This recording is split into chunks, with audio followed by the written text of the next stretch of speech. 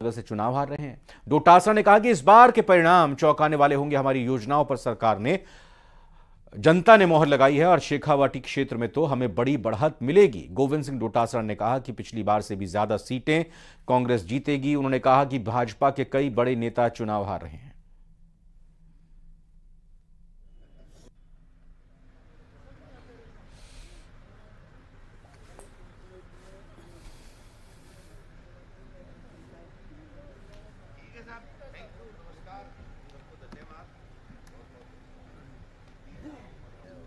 भाजपा तो पहले दिन से आपस में झगड़ रही थी। भाजपा की कोई नीति नहीं थी, उसके पास कोई एजेंडा नहीं था। 5 साल में उसने कोई ऐसा विपक्ष की भूमिका में कुछ किया नहीं। वो तो मुंगेरी लाल के हसीन सपने देख रहे थे, 8-10 मुख्यमंत्री बने बैठे थे। यहाँ पर आप देखिए कि सीपी जोशी जी तो खुद चुनाव नहीं लड़ रहे हैं और एक सीट जिताने की क्षमता नहीं रखते हैं। राजेंद्र जी राठौड़ साहब हैं, वो खुद चुनाव हार रहे हैं। और यहाँ वसुंधरा राजे जी के साथ में जिस प्रकार से 5 साल इन्होंने किया, तो मैं समझता हूं कि उनके नेतृत्व को आलाकमान ही नहीं माना तो जनता कैसे मानती। भारतीय जनता पार्टी के पूर्व प्रदेश अध्यक्ष डॉक्टर सतीश पूनिया 1 दिवसीय यात्रा पर आज बांसवाड़ा पहुंचे और उन्होंने माता त्रिपुर सुंदरी के दर्शन किए। यहां उन्होंने भाजपा जिला अध्यक्ष लालचंद पटेल, पूर्व जिला अध्यक्ष गोविंद सिंह राव और अन्य की मौजूदगी में विशेष पूजा अर्चना की।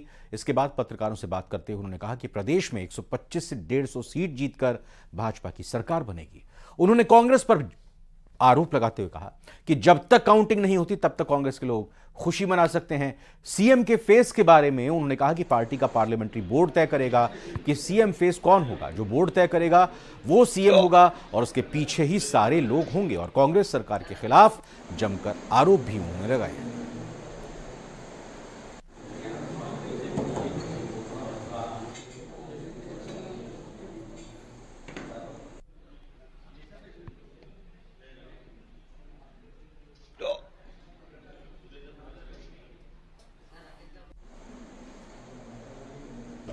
रुझान अच्छे ही हैं। भारतीय जनता पार्टी बहुमत की सरकार बनाएगी। कुल मिलाकर जिस तरीके से 5 साल में कांग्रेस के शासन में अराजकता थी, कानून व्यवस्था खराब थी, किसान जमीनों की नीलामी से त्रस्त थे, नौजवान पेपर लीक से त्रस्त थे, भ्रष्टाचार के कारण लोगों के मन में एक आक्रोश था। कुल मिलाकर राजस्थान में 5 वर्षों में राजनीतिक अस्थिरता के कारण जनता को बहुत ज्यादा भुगतना पड़ा और इसी अराजकता के खिलाफ राजस्थान की जनता ने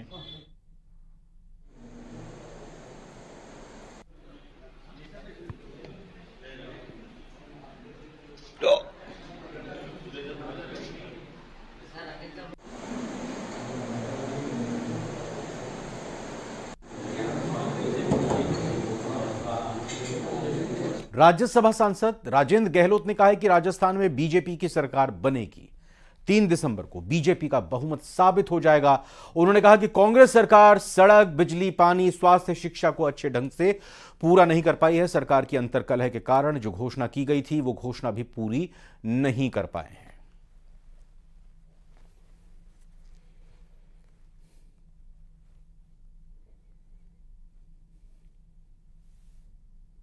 एग्जिट पोल को लेकर अब राजनीति का बाजार गरमाने लगा है। अपने अपने दावे हैं और इन सब के बीच में राजस्थान के साथ साथ जो अन्य प्रदेश हैं उनके जो चुनाव के जो एग्जिट पोल के जो नतीजे हैं उनको लेकर कहीं खुशी है, कहीं गम की हालात हैं और कहीं प्रतीक्षा के हालात हैं।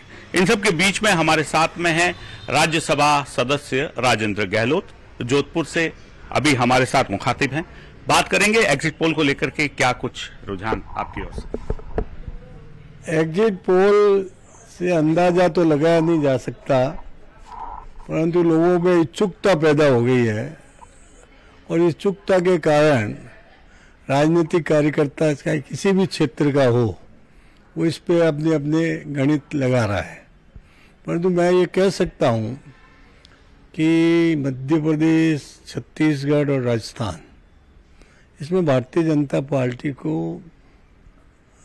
बहुमत मिलेगा और अच्छी संख्या में बहुमत मिलेगा। गहलोत की घोषणा है, कार्ड की हांडी है, जो एक बार चढ़ सकती है दूसरी बार चढ़ती नहीं है। तो लोगों के दिमाग में इस तरह है कि घोषणा मात्र घोषणा है, ये जनता का जो मत है वो भारतीय जनता पार्टी प्रति है।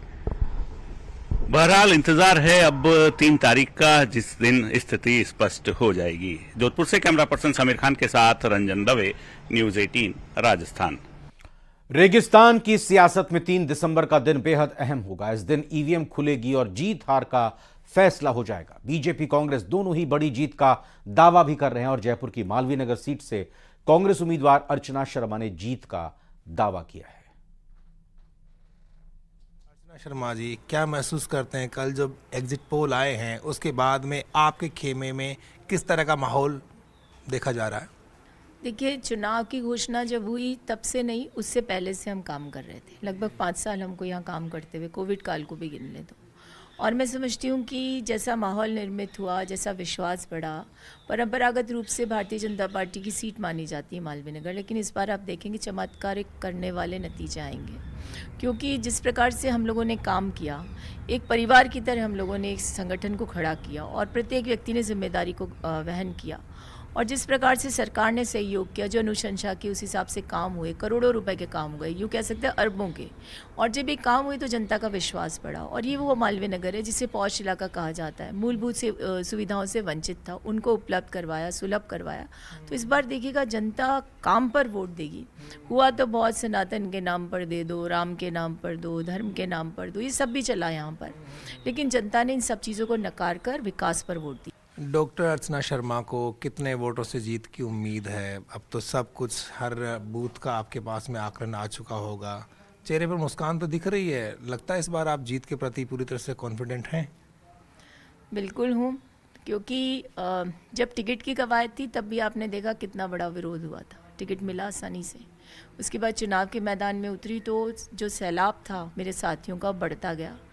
मुझे ये नहीं पता मैं कितने मतों से जीतूंगी, लेकिन ये पता है मैं बहुत अच्छे मतों से जीतूंगी। और ये जीत मेरी जीत नहीं होगी, ये जीत होगी मालवीय नगर की उस जनता की जिसने विश्वास व्यक्त करके इस राजनीति के इस कह सकते हैं दौराये पर उस व्यक्ति को चयन करने का मानस बनाया है, जिसके प्रति उन्होंने महसूस किया कि सचमुच में जनप्रतिनिधि होने का दायित्व निभा सकती है। बहुत बहुत शुक्रिया। ये थी कांग्रेस की उम्मीदवार अर्चना शर्मा, जो अपनी जीत के प्रति आश्वस्त हैं, और उनका तो यही कहना है कि बीजेपी का गढ़ है मालवीय नगर, इस बार इस किले में वो सेंध मारेगी और कांग्रेस पार्टी यहाँ पर परचम लहराएगी। कैमरा पर्सन नवीन के साथ बाबूलाल धायल, न्यूज 18 जयपुर। मुख्य निर्वाचन अधिकारी प्रवीण गुप्ता कॉमर्स कॉलेज पहुंचे, जहां प्रवीण गुप्ता ने ईवीएम स्ट्रांग रूम का जायजा लिया।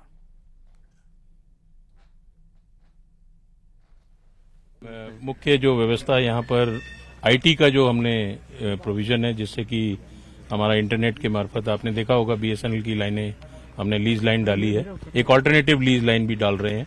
साथ में जो हमारी टीवी ट्रेंड है, इलेक्शन टीवी ट्रेंड है, वो हमारे मीडिया के जो मीडिया सेंटर होगा उसमें जैसे ही आरओ अपनी टेबल पे अगर उसको कंप्यूटर में डेटा फीड करेगा तो लाइव फीड तुरंत ही मिल जाए, क्योंकि आपने देखा है कि यहाँ दूरी बहुत है तो एक दूसरे को भेजने में वहाँ टाइम लगेगा। तो प्रयास है कि वहाँ टीवी लगाएंगे और स्क्रीन लगेगी और इसको रिजल्ट्स को कैसे जल्द से जल्द दिया जा सके और सही समय पर मिल सके, मीडिया को भी मिल सके, साथ में आमजन को भी। VHA ऐप है, रिजल्ट्स eci.gov.in है, तो प्रयास यही है। और टेबलें कितनी लगनी है, कितने समय में होगा, कितने राउंड है, हर विधानसभा का अलग अलग राउंड है।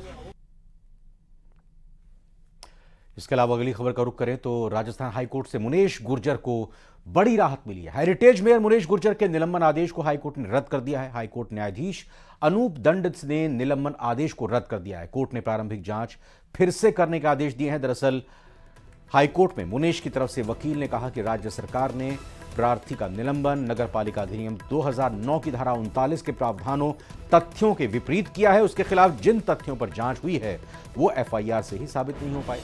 वहीं हाईकोर्ट से राहत मिलने के बाद मुनेश गुर्जर ने कहा कि मुझे भगवान पर पूरा भरोसा है, मैं कांग्रेस परिवार की सदस्य हूं और रहूंगी।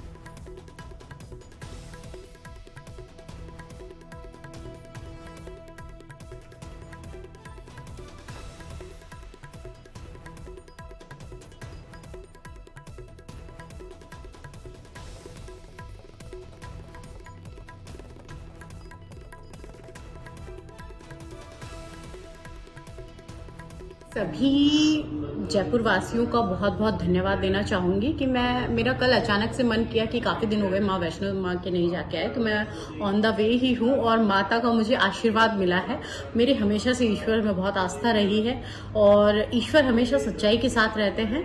आज सच्चाई की जीत हुई है। न्यायपालिका पे मुझे पूर्ण विश्वास था, ईश्वर पे मेरा पूर्ण विश्वास था, लेकिन इस दुख की घड़ी में जो मेरे कार्यकर्ता हैं, मेरे वार्ड के लोग हैं, जिन्होंने अथाह विश्वास मुझ पे जताया, जयपुर की जनता ने मुझ पर अथाह विश्वास जताया और मेरे लिए दुआएं की, उन दुआओं का ये असर है। मैं उन सभी को बहुत बहुत धन्यवाद देना चाहूंगी, क्योंकि खुशी की घड़ी में तो बहुत सारे लोग आते हैं, लेकिन दुख की घड़ी में जो आपके साथ खड़े होते हैं वो आपका परिवार होता है। और जयपुर मेरा परिवार है, मेरा वार्ड मेरा परिवार है। वहां की जनता ने मुझे अपने परिवार का समझकर इस दुख की घड़ी में मेरा संबल बढ़ाया और आज निश्चित तौर पर उनकी दुआओं की जीत है, सच्चाई की जीत है। मैं पूरे जयपुर का बहुत बहुत आभार व्यक्त करती हूँ। मैं ईश्वर का शुक्राना अदा करती हूँ कि उन्होंने मुझे मेरे ऊपर आशीर्वाद बनाए रखा और सच्चाई की जीत हुई। निलंबन वाले मामले में हमारे द्वारा ये स्पष्ट केस कोर्ट के समक्ष पेश किया गया था कि जो प्रारंभिक जांच अधिकारी सरकार द्वारा नियुक्त किए गए थे वह मुनीश गुर्जर के पूर्व निलंबन मामले में सरकार की तरफ से ओआईसी थे। ओआईसी रहते हुए ही उन्होंने प्रारंभिक जांच रिपोर्ट दी। जांच रिपोर्ट में उन चार्जेस में भी मुनीश गुर्जर को दोषी माना जिसकी चार्जशीट या नोटिस कभी मुनीश गुर्जर को नहीं दिए गए। इस तरीके से जो प्रारंभिक जांच अधिकारी थे वो दुर्भावनापूर्वक कार्य कर रहे थे और उनकी किसी भी प्रारंभिक जांच रिपोर्ट पर सस्पेंशन ऑर्डर पास किया जाना अनुचित है। कोर्ट ने इस सारी बहस को और सारे डॉक्यूमेंट्स को रिकॉर्ड को देखने के बाद माना कि प्रारंभिक जांच अधिकारी जो हैं उन्होंने एप्लीकेशन तक को भी लिखित बयान मानते हुए रिपोर्ट दी है, वो ओआईसी रह चुके हैं, उनके द्वारा दी गई जांच रिपोर्ट वो गलत है। इसी आधार पर सस्पेंशन भी अनुचित है। सरकार ने कहा कि इसे प्रारंभिक जांच है और इसमें जो भी निष्कर्ष दिया गया है उसके आधार पर मुनीश गुर्जर की याचिका को मंजूर करना वो अनुचित होगा। सरकार की दलील थी। कोटा में 3 दिनों के अंदर 2 कोचिंग स्टूडेंट सुसाइड के बाद पुलिस और प्रशासनिक महकमे में हड़कंप मचा हुआ है। डीएम ने कोचिंग संस्थान हॉस्टल संचालकों को नोटिस जारी करके 3 दिन के अंदर जवाब मांगा है। कलेक्टर ने हॉस्टल में एंटी हैंगिंग डिवाइस ना लगवाने, काउंसलर नियुक्त नहीं करने और कोचिंग संस्थानों को गाइडलाइन की पालना ना करवाने पर नोटिस जारी कर 3 दिनों में जवाब मांगा है। 3 दिन में 2 कोचिंग स्टूडेंट सुसाइड के बाद कल जिला कलेक्टर ने हॉस्टल संचालकों और कोचिंग संस्थानों के संचालकों की बैठक भी ली थी और आवश्यक दिशा निर्देश दिए थे। कलेक्टर एमपी मीना ने समस्त कोचिंग और हॉस्टल संचालकों को निर्देशित किया है कोचिंग और हॉस्टल के लिए जो गाइडलाइंस तैयार की गई हैं उसकी 100% पालना सुनिश्चित करें।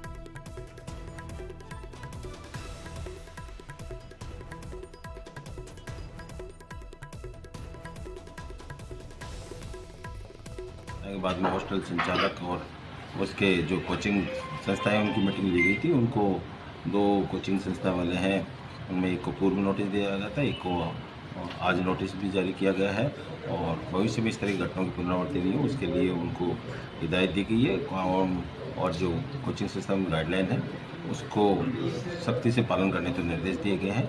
और हमारे द्वारा भी रैंडमली कुछ नोडल ऑफिसर्स हमारे लगे हुए हैं, उनके द्वारा भी चेक करने के लिए कहा गया है। सीकर में कोचिंग इंस्टीट्यूशंस पर इनकम टैक्स ने छापेमारी किया। आयकर छापे में नया खुलासा भी हुआ है जिसमें छात्रों के रिकॉर्ड में भारी हेराफेरी सामने आई है। कोचिंग संस्थान मालिकों ने छात्रों के रिकॉर्ड को नष्ट किया है। इसके साथ ही छात्रों से वसूली गई रकम के सभी सबूत मिटाए गए हैं, लेकिन जयपुर स्थित सर्वर में काला चिट्ठा जमा कर रखा है। अब आयकर विभाग ने सीकर के साथ जयपुर में भी छापे शुरू किए हैं।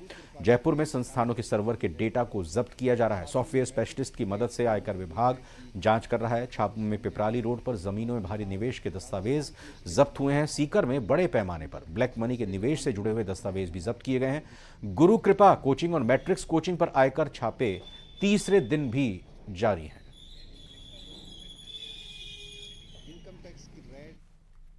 बारां जिले में सदर थाना क्षेत्र के खैराली में राजकीय उच्च माध्यमिक स्कूल में देर रात चोरी की एक वारदात हो गई। चोर स्कूल के कमरों के ताले तोड़कर 3 सीपीयू, 4 मॉनिटर, एक साउंड सिस्टम चुरा कर ले गए। साथ ही चोरों ने बाकी कमरों में घुसकर सामान को अस्त व्यस्त किया। घटना की जानकारी मिलने पर स्कूल प्रबंधन में हड़कंप मच गया है। शिकायत पर पुलिस मामले की जांच में जुट गई है।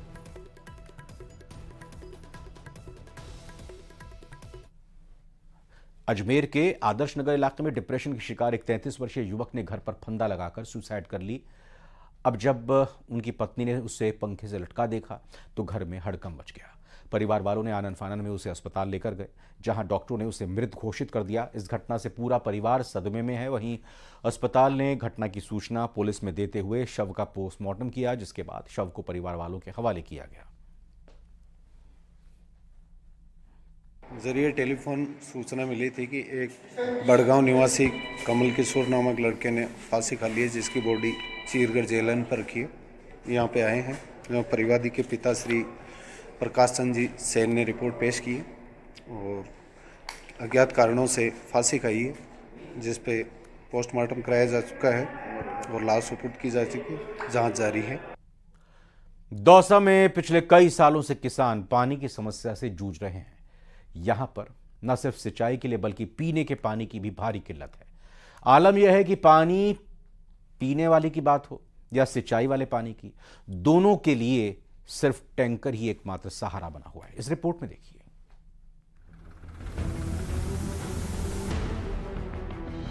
यह स्थिति बहुत खराब हो चुकी है।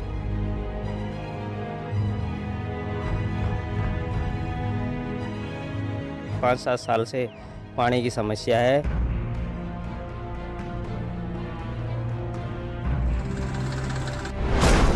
इत्तेफाक रखो इस कहानी से।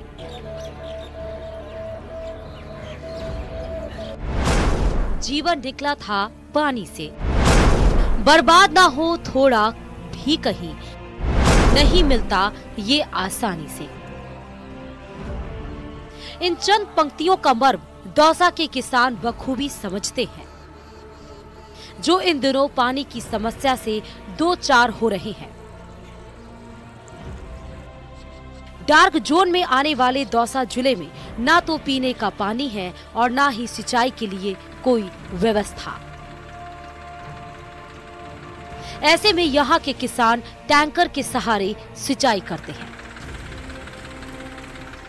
पहले हमारे खेतों में जैसे पहले कुएं चलते थे, उसके बाद में समरसेबल चलती थी, लेकिन अभी 5-7 साल से पानी की समस्या है। इस वजह से खेतों में गेहूं बोने के बाद में टैंकरों से पानी दिया जा रहा है।